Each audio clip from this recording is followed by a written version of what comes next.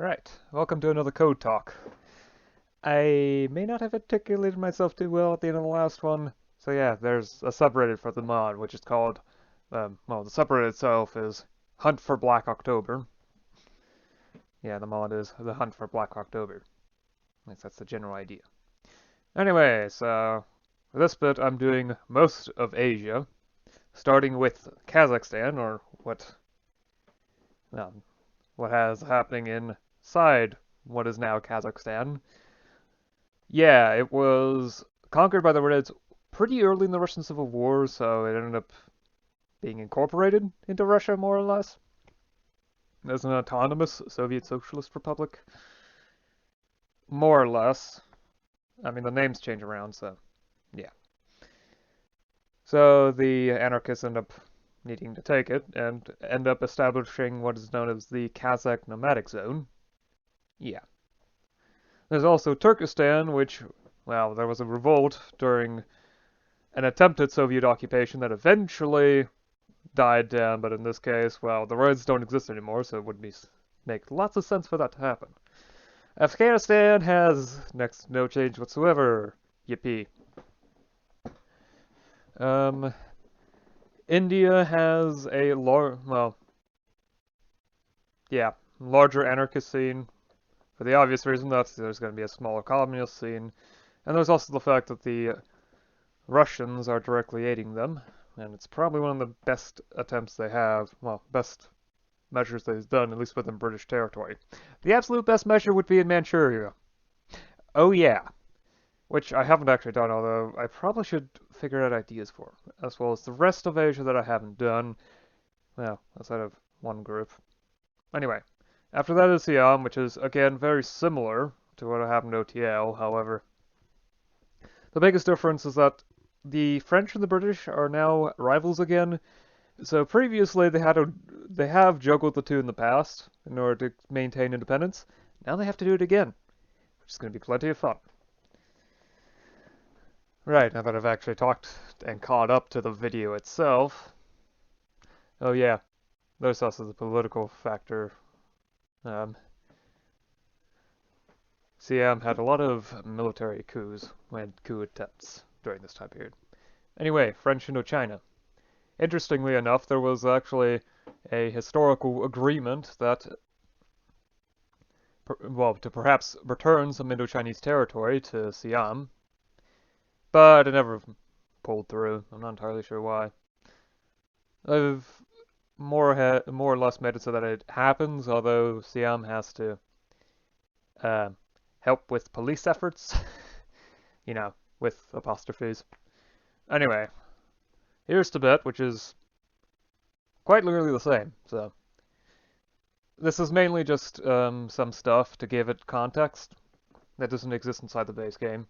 For example, the patron and priest, they are willing to be a part of China so long as they're highly autonomous and can maintain cultural independence. Yeah. And here's what I'm going to do for the Chinese warlords. At least the ones that aren't specified, like, so there's left KMT China, Mongolia, Tibet, and Manchuria. Those four specified. Any other warlords are just going to sit there because I have no idea how to deal with them at the moment. I would need a much deeper primer into the Chinese Civil War than I already have, so I don't really have that much time at the moment to do that. I've got other stuff like, well, the M&T series. Anyway, next is Malaysia, British Malaysia. This is a lot of the text from these ideas are my own reactions to their history. uh, it was chaos with the number of different administration and units and whatnot. After that is Indonesia. The biggest change would be how the what ends up becoming the Indonesian Communist Party, at least historically. Yeah, they're going to be almost certainly what are called Marxist anarchists. Yeah, I haven't actually made the sub-ideology yet. I probably will at some point in the future if I remember to do that, but in general, yeah. The Philippines. Very similar, I just made it so that they're a little bit more independence-minded, and I'm proud of it, I guess. So they rejected the second agreement that the Senate made, which they actually did historically. They, well, agreed to it. There were minor changes to the first one, so I figured it wouldn't be that inconsequential, unrealistic, etc. Australia. Again, next to no change. Or at least I don't have much of an idea of how to change them.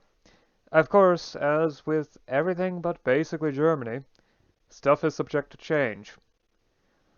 There may be differences that I either don't know how to implement or haven't thought of yet. In fact, one change that is going to come up very soon, which slowly appears at the end, but has a reference with New Zealand stuff, is going to come up. For example, the fact that the 1919 general strike still occurs. However, because of anti-socialist, greater levels of anti-socialist sentiment and fears, definitely fears, especially among the upper class, yeah, they forced through repeal of universal suffrage. You can imagine this will have consequences. Very fun ones of that, too. Alright, then there's North Yemen, which, well, actually, historically was supported by Italy. I'm not sure if I'm going to add that in because Italy is opposed to France, but... Southern Yemen starts under the British Raj. Hilarious, isn't it? This was actually the case until 1837. Then there's Saudi Arabia, which, very little difference. Really. Now the last new country I've done is Syria, which also has very little difference outside of the fact that, well, even more effort is put into trying to protect these colonial borders, well, the mandate itself, because now the British are also hostile to the mandate, theoretically, just like Saudi Arabia and Turkey, the other two neighbors. Anyway, so here's the last bit, and really I've only had this is everything I had, more or less. Haven't had much time this week to do research, so I'll see you again next time. Until then, bye.